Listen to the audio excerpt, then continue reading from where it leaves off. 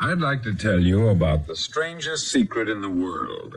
Not long ago, Albert Schweitzer, the great doctor and Nobel Prize winner, was being interviewed in London, and a reporter asked him, "Doctor, what's wrong with men today?"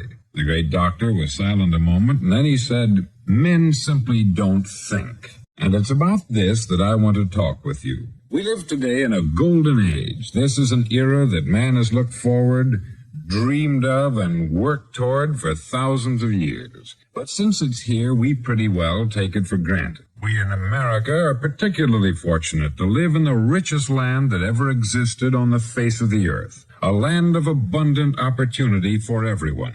But do you know what happens? Let's take 100 men who start even at the age of 25. Do you have any idea what will happen to those men by the time they're 65? These 100 men who all start even at the age of 25 believe they're going to be successful. If you asked any one of these men if he wanted to be a success, he'd tell you that he did. And you'd notice that he was eager toward life, that there was a certain sparkle to his eye, an erectness to his carriage, and life seemed like a pretty interesting adventure to him. But by the time they're 65, 1 will be rich, 4 will be financially independent, 5 will still be working, 54 will be broke. Now think a moment. Out of the 100, only 5 make the grade. Why do so many fail? What has happened to the sparkle that was there when they were 25? What's become of the dreams, the hopes, the plans? And why is there such a large disparity between what these men intended to do and what they actually accomplished? When we say about 5% achieve success, we have to define success. And here's the definition. Success is the progressive realization of a worthy ideal. If a man is working toward a predetermined goal and knows where he's going, that man is a success. If he's not doing that, he's a failure. Success is the progressive realization of a worthy ideal.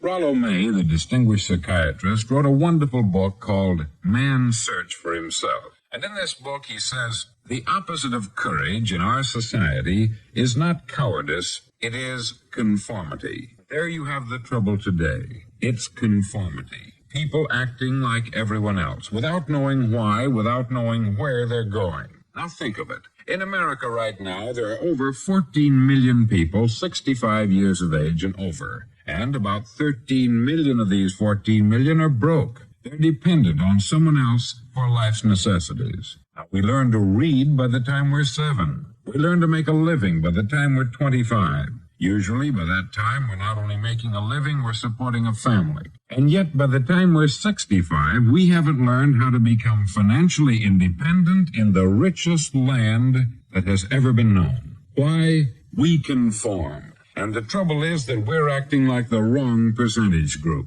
the 95% who don't succeed. Now, why do these people conform? Well, they don't know, really. These people believe that their lives are shaped by circumstances, by things that happen to them, by exterior forces. They're outer-directed people. A survey was made one time that covered a lot of men, working men, and these men were asked this question. Why do you work? Why do you get up in the morning? 19 out of 20 had no idea. If you ask them, they'll say, everyone goes to work in the morning. And that's the reason they do it, because everyone else is doing it. Now let's get back to our definition of success. Who succeeds? The only man who succeeds is the man who is progressively realizing a worthy ideal. He's the man who says, I'm going to become this, and then begins to work toward that goal. I'll tell you who the successful people are. A success is the school teacher who's teaching school because that's what she wanted to do. The success is the woman who's a wife and mother because she wanted to become a wife and mother and is doing a good job of it. The success is the man who runs the corner gas station because that's what he wanted to do. The success is the successful salesman who wants to become a top-notch salesman and grow and build with his organization. A success is anyone who is doing deliberately a predetermined job because that's what he decided to do deliberately. But only 1 out of 20 does that. That's why today there isn't really any competition unless we make it for ourselves. Instead of competing, all we have to do is create. Now, for 20 years, I looked for the key which would determine what would happen to a human being. Was there a key, I wanted to know, which would make the future a promise that we could foretell to a large extent? Was there a key that would guarantee a person's becoming successful if he only knew about it and knew how to use it? Well, there is such a key, and I've found it. Have you ever wondered why so many men work so hard and honestly without ever achieving anything in particular, and others don't seem to work hard and yet seem to get everything? They have the magic touch. You've heard them say that about someone. Everything he touches turns to gold. And have you ever noticed that a man who becomes successful tends to continue to become successful? And on the other hand, have you noticed how a man who is a failure tends to continue to fail? It's because of goals. Some of us have them, some don't. People with goals succeed because they know where they're going. Now think of a ship leaving a harbor, and think of it with the complete voyage mapped out and planned. The captain and crew know exactly where it's going and how long it will take. It has a definite goal. 9,999 times out of 10,000, it will get to where it started out to get. Now let's take another ship, just like the first, only let's not put a crew on it, or a captain at the helm. Let's give it no aiming point, no goal, no destination. We just start the engines and let it go. I think you'll agree with me that if it gets out of the harbor at all, it will either sink or wind up on some deserted beach a derelict. It can't go any place because it has no destination and no guidance. It's the same with a human being. Take the salesman, for example. There is no other person in the world today with the future of a good salesman. Selling is the world's highest paid profession, if we're good at it and if we know where we're going. Every company needs top-notch salesmen, and they reward those men. The sky is the limit for them, but how many can you find? Someone once said, the human race is fixed, not to prevent the strong from winning, but to prevent the weak from losing. The American economy today can be likened to a convoy in time of war. The entire economy is slowed down to protect its weakest link, just as the convoy had to go at the speed that would permit its slowest vessel to remain in formation. That's why it's so easy to make a living today. It takes no particular brains or talent to make a living and support a family today. So we have a plateau of so-called security, if that's what a person's looking for. But we do have to decide how high above this plateau we want to aim for. Now let's get back to the strangest secret in the world. The story that I wanted to tell you today. Why do men with goals succeed in life and men without them fail? Let me tell you something which, if you really understand it, will alter your life immediately. If you understand completely what I'm going to tell you from this moment on, your life will never be the same again. You'll suddenly find that good luck just seems to be attracted to you. The things you want just seem to fall in line. And from now on, you won't have the problems, the worries, the gnawing lump of anxiety that perhaps you've experienced before. Doubt, fear, well, they'll be things of the past. Here's the key to success and the key to failure. We become what we think about. Now let me say that again. We become what we think about. Throughout all history, the great wise men and teachers, philosophers and prophets have disagreed with one another on many different things. It is only on this one point that they are in complete and unanimous agreement. Listen to what Marcus Aurelius, the great Roman emperor, said. He said, "A man's life is what his thoughts make of it." Disraeli said this, "Everything comes if a man will only wait.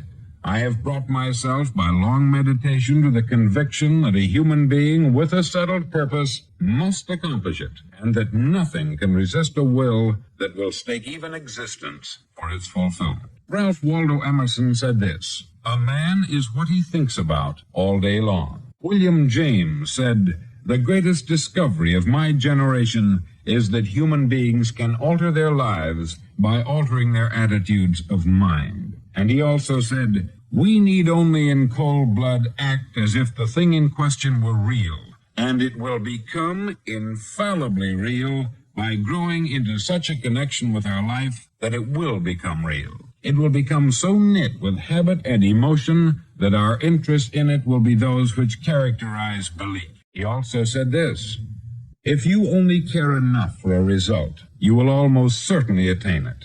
If you wish to be rich, you will be rich. If you wish to be learned, you will be learned. If you wish to be good, you will be good. Only you must then really wish these things, and wish them exclusively, and not wish at the same time 100 other incompatible things just as strongly. In the Bible you read in Mark 9:23, "If thou canst believe, all things are possible to him that believeth." Dr. Norman Vincent Peale said this, "This is one of the greatest laws in the universe. Fervently do I wish I had discovered it as a very young man. It dawned upon me much later in life, and I found it to be one of the greatest, if not my greatest discovery outside of my relationship to God. And the great law, briefly and simply stated, is that if you think in negative terms, you'll get negative results. If you think in positive terms, you will achieve positive results. That is the simple fact which is at the basis of an astonishing law of prosperity and success. In 3 words,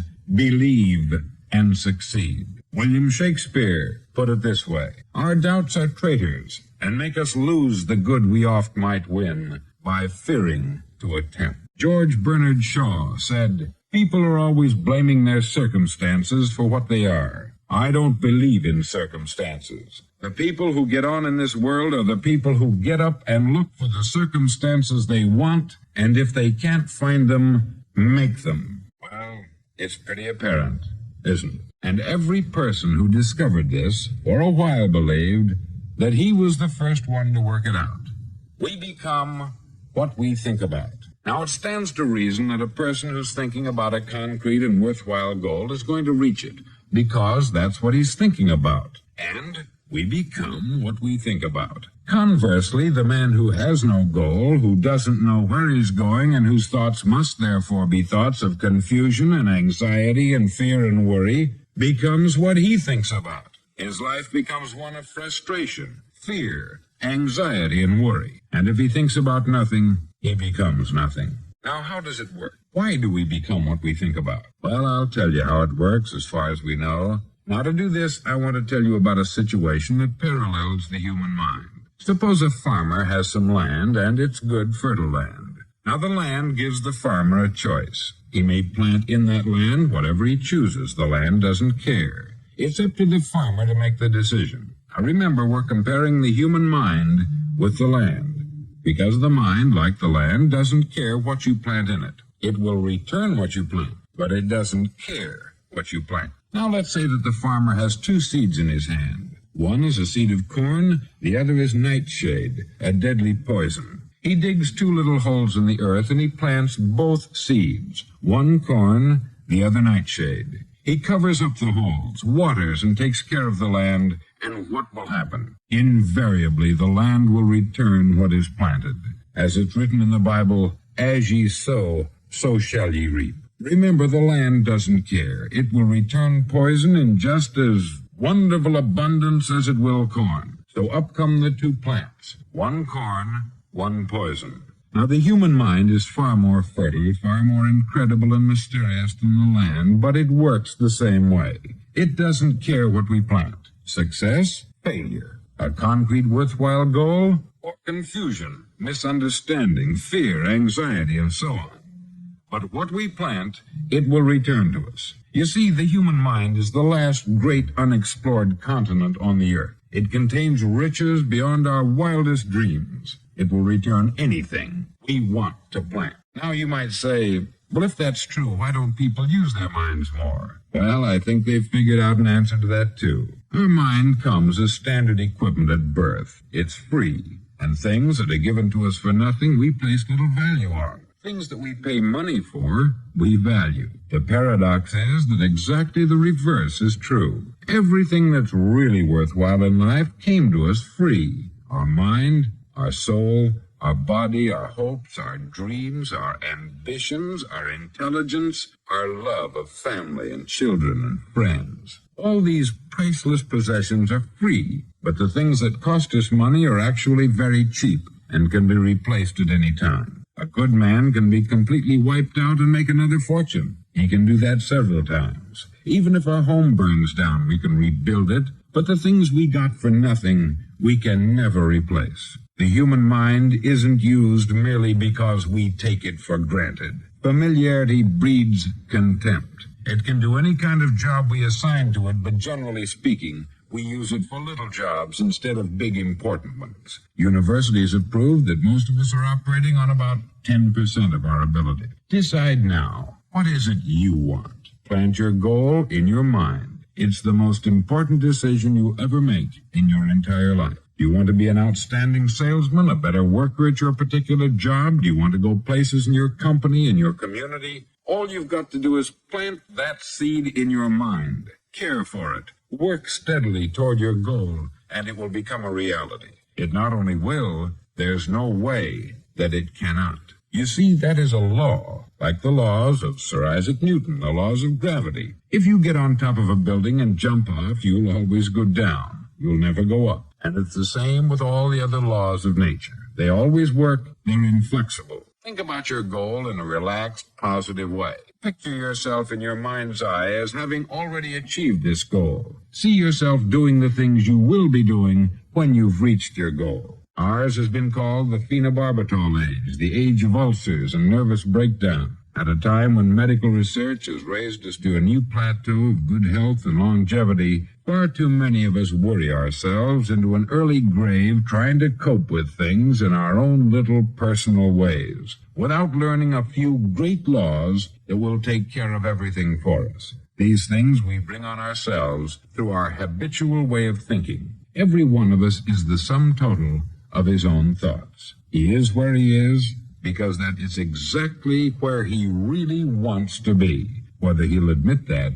or not. Each of us must live off the fruit of his thoughts in the future, because what you think today and tomorrow, next month and next year, will mold your life and determine your future. You're guided by your mind. I remember one time I was driving through Arizona and I saw one of those giant earth-moving machines roaring along the road at about 35 miles an hour with what looked like 20 tons of dirt in it. A tremendous, incredible machine. And there was a little man perched way up on top with the wheel in his hands guiding it. And as I drove along, I was struck by the similarity of that machine to the human mind.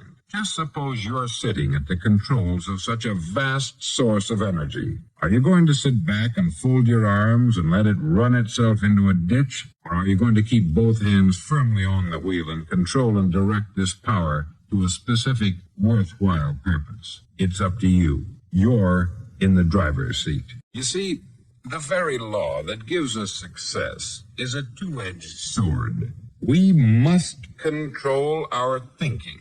The same rule that can lead a man to a life of success, wealth, happiness, and all the things he's ever dreamed of for himself and his family, that very same law can lead him into the gutter. It's all in how he uses it, for good or for bad. This is the strangest secret in the world. Now, why do I say it's strange, and why do I call it a secret? Actually, it isn't a secret at all. It was first promulgated by some of the earliest wise men, and it appears again and again throughout the Bible. Very few people have learned it, understand it. That's why it's strange, and why, for some equally strange reason, it virtually remains a secret. I believe that you could go out and walk down the main street of your town and ask one man after another what the secret of success is, and you probably wouldn't run into one man in a month who could tell you. This information is enormously valuable to us if we really understand it and apply it. It's valuable to us not only for our own lives, but the lives of those around us, our family, employees, associates, and friends. Life should be an exciting adventure. It should never be a bore. A man should live fully, be alive. He should be glad to get out of bed in the morning. He should be doing a job he likes to do because he does it well. One time I heard Grove Patterson make a speech, the editor-in-chief of the Toledo Daily Blade, and as he concluded his speech, he said something that I've never forgotten. He said something like this: "My years in the newspaper business have convinced me of several things. Among them, that people are basically good, that we came from someplace and we're going someplace. So we should make our time here an exciting adventure. The architect of the universe didn't build a stairway leading nowhere. And the greatest teacher of all the carpenter from the plains of Galilee, gave us the secret time and time again. As ye believe, so shall it be done unto you. I've explained the strangest secret in the world and how it works.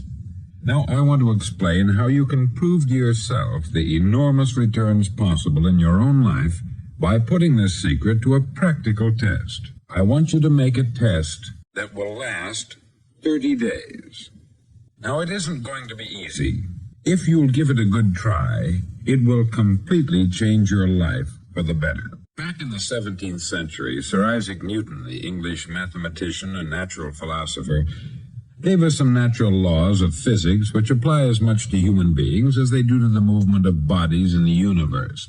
Now, one of these laws is that for every action, there is an equal and opposite reaction. Simply stated, as it applies to you and me, it means we can achieve nothing without paying the price. The results of your 30-day experiment will be in direct proportion to the effort you put forth. To be a doctor, you must pay the price of long years of difficult study. To be successful in selling, and remember that each of us succeeds to the extent of his ability to sell. Selling our families on our ideas, selling education in schools, selling our children on the advantages of living a good and honest life, selling our associates and employees on the importance of being exceptional people. To, of course, the profession of selling itself. But to be successful in selling our way to the good life, we must be willing to pay the price. Now, what is that price? Well, it's many things. First, it's understanding emotionally, as well as intellectually, that we literally become what we think about. That we must control our thoughts if we're to control our lives. It's understanding fully that, as ye sow, so shall ye reap. Secondly, it's cutting away all the fetters from the mind and permitting it to soar as it was divinely designed to do. It's the realization that your limitations are self-imposed and that the opportunities for you today are enormous beyond belief. It's rising above narrow-minded pettiness and prejudice. Thirdly, to use all your courage to force yourself to think positively on your own problem. To set a definite and clearly defined goal for yourself. To let your marvelous mind think about your goal from all possible angles. To let your imagination speculate freely upon many different possible solutions. To refuse to believe there are any circumstances sufficiently strong to defeat you in the accomplishment of your purpose, to act promptly and decisively when your course is clear, and to keep constantly aware of the fact that you are, at this moment, standing in the middle of your own acre of diamonds, as Russell Conwell used to point out. Fourth, save at least 10% of what you earn. It's also remembering that no matter what your present job, it has enormous possibilities if you're willing to pay the price. Now let's just go over the important points in the price each of us must pay to achieve the wonderful life that can be ours. It is, of course, worth any price. 1, you will become what you think about. 2, remember the word imagination. Let your mind soar. 3, courage. Concentrate on your goal every day. 4, save 10% of what you earn. And action. Ideas are worthless unless we act on them. Now I'll try to outline the 30-day test I want you to make. Now keep in mind that you have nothing to lose by making this test, and everything you could possibly want to gain. There are 2 things that may be said of everyone. Each of us wants something, and each of us is afraid of something. I want you to write on a card what it is you want more than anything else. It may be more money. Perhaps you'd like to double your income or make a specific amount of money. It may be a beautiful home. It may be success at your job. It may be a particular position in life. It could be a more harmonious family. Each of us wants something. Write down on your card specifically what it is that you want. Make sure it's a single goal and clearly defined. You needn't show it to anyone, but carry it with you so that you can look at it several times a day. Think about it in a cheerful, relaxed, positive way each morning when you get up, and immediately you have something to work for, something to get out of bed for, something to live for. Look at it every chance you get during the day and just before going to bed at night. As you look at it, remember that you must become what you think about. And since you're thinking about your goal, you realize that soon it will be yours. In fact, it's yours really the moment you write it down and begin to think about it. Look at the abundance all around you as you go about your daily business. You have as much right to this abundance as any other living creature. It's yours for the asking. Now we come to the difficult part. Difficult because it means the formation of what is probably a brand new habit. And new habits are not easily formed. Once formed, however, it'll follow you for the rest of your life. Stop thinking about what it is you fear. Each time a fearful or negative thought comes into your consciousness, replace it with a mental picture of your positive and worthwhile goal. There will come times when you will feel like giving up. It's easier for a human being to think negatively than positively. That's why only 5% is successful. You must begin now to place yourself in that group. For 30 days, you must take control of your mind. It will think only about what you permit it to think. Each day for this 30-day test, do more than you have to do. In addition to maintaining a cheerful, positive outlook, give of yourself more than you've ever done before. Do this knowing that your returns in life must be in direct proportion to what you give. The moment you decide on a goal to work toward, you're immediately a successful person. You're then in that rare and successful category of people who know where they're going. Out of every 100 people, you belong to the top 5. Don't concern yourself too much with how you're going to achieve your goal. Leave that completely to a power greater than yourself. All you have to do is know where you're going. The answers will come to you of their own accord. Remember these words from the Sermon on the Mount, and remember them well. Keep them constantly before you this month of your test. Ask, and it shall be given you. Seek, and ye shall find. Knock, and it shall be opened unto you. For every one that asketh, receiveth, and he that seeketh, findeth, and to him that knocketh, it shall be opened. It's as marvelous and as simple as that. In fact, it's so simple that in our seemingly complicated world, it's difficult for an adult to understand that all he needs is a purpose and faith. For 30 days, do your best. If you're a salesman, go at it as you've never done before, not in hectic fashion, but with the calm, cheerful assurance that time well spent will give you the abundance in return you deserve and want. No matter what your job, do it as you've never done it before for 30 days. And if you've kept your goal before you every day, you'll wonder and marvel at this new life you've found. Dorothea Brand, outstanding editor and writer, discovered it for herself and tells about it in her fine book, Wake Up and Live. Her entire philosophy is reduced to the words, act as though it were impossible to fail. She made her own test with sincerity and faith, and her entire life was changed to one of overwhelming success. Now you make your test for 30 full days. Don't start your test until you've made up your mind to stick with it. You see, by being persistent, you're demonstrating faith. Persistence is simply another word for faith. If you didn't have faith, you would never persist. If you should fail during your first 30 days, by that I mean suddenly find yourself overwhelmed by negative thoughts, you've got to start over again from that point and go 30 more days. Gradually, your new habit will form until you find yourself one of that wonderful minority to whom virtually nothing is impossible. Don't forget the card. It's vitally important as you begin this new way of living. On one side of the card, write your goal, whatever it may be. On the other side, write the words we've quoted from the Sermon on the Mount. Ask, and it shall be given you. Seek, and ye shall find. Knock, and it shall be opened unto you. Nothing great was ever accomplished without inspiration. See that during these crucial first 30 days, your own inspiration is kept at a peak. Above all, don't worry. Worry brings fear, and fear is crippling. The only thing that can cause you to worry during your test is trying to do it all yourself. Know that all you have to do is hold your goal before you. Everything else will take care of itself. Remember also to keep calm and cheerful. Don't let petty things annoy you and get you off course. Now, since making this test is difficult, some may say, well, why should I bother?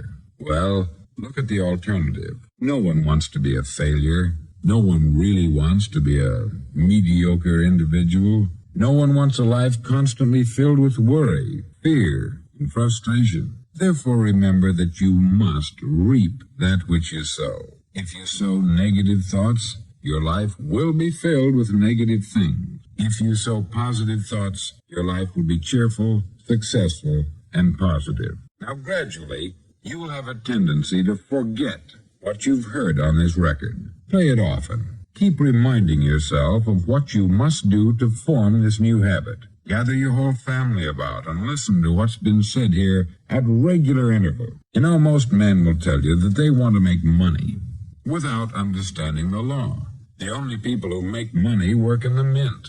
The rest of us must earn money. This is what causes those who keep looking for something for nothing or a free ride to fail in life. The only way to earn money is by providing people with services or products which are needed and useful. We exchange our product or service for the other man's money. Therefore, the law is that our financial return will be in direct proportion to our service. Success is not the result of making money.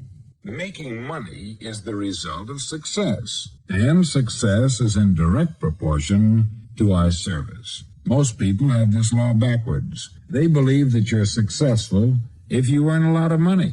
The truth is that you can only earn money after you're successful. It's like the story of the man who sat in front of the stove and said to it, "Give me heat, and then I'll add the wood." How many men and women do you know, or do you suppose there are today, who take the same attitude toward life? There are millions.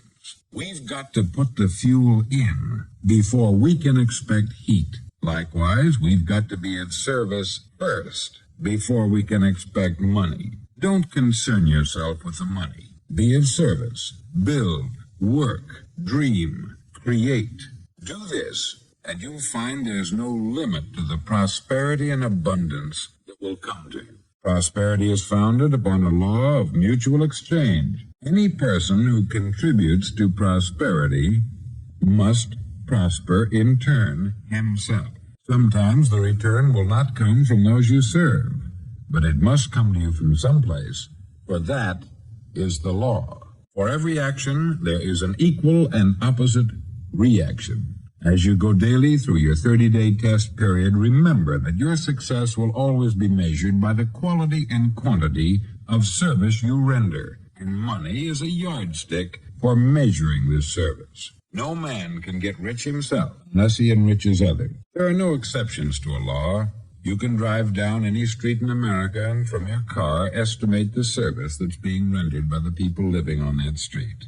Had you ever thought of this yardstick before? It's interesting. Some, like ministers and priests and other devoted people, measure their returns in the realm of the spiritual, but again, their returns are equal to their service. Once this law is fully understood, any thinking person can tell his own fortune. If he wants more, he must be of more service to those from whom he receives his return. If he wants less, he has only to reduce this service. This is the price you must pay for what you want. If you believe you can enrich yourself by deluding others, you can only end by deluding yourself. It may take some time, but just as surely as you breathe, you'll get back what you put out. Don't ever make the mistake of thinking you can avert this. It's impossible. The prisons and the streets where the lonely walk are filled with people who tried to make new laws just for themselves. We may avoid the laws of man. There are greater laws that cannot be broken. An outstanding medical doctor recently pointed out 6 steps that will help you realize success. 1, set yourself a definite goal. 2, quit running yourself down. 3, stop thinking of all the reasons why you cannot be successful, and instead Think of all the reasons why you can. 4. Trace your attitudes back through your childhood and try to discover where you first got the idea you couldn't be a success, if that's the way you've been thinking. 5. Change the image you have of yourself by writing out a description of the person you would like to be. And 6. Act the part of the successful person you have decided to become. The doctor who wrote those words is a noted West Coast psychiatrist, David Harold Fink, M.D. Do what all experts since the dawn of recorded history have told you you must do. Pay the price by becoming the person you want to become. It's not nearly as difficult as living unsuccessfully. Make your 30-day test. Then repeat it. Then repeat it again. Each time it will become more a part of you until you'll wonder how you could ever have lived any other way. Live this new way, and the floodgates of abundance will open and pour over you more riches than you may have dreamed existed. Money? Yes, lots of it. What's more important, you'll have peace. You'll be in that wonderful minority who lead calm, cheerful, successful lives. Start today. You have nothing to lose, but you have a life to win.